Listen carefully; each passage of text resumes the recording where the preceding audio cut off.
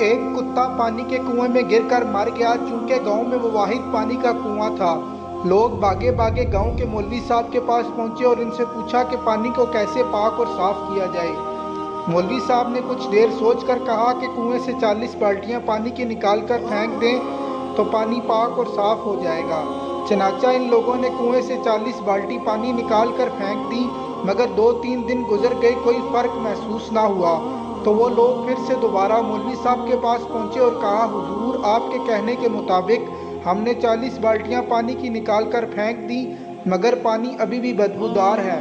مولوی صاحب نے پوچھا کہ کیا تم لوگوں نے کتے کو نکال کر 40 بالٹیاں پانی کی نکالی تھی؟ تو ان لوگوں نے کہا، جناب آپ نے 40 بالٹی پانی نکالنے کا کہا تھا، کتا نکالنے کا تو آپ نے کہا ہی نہیں۔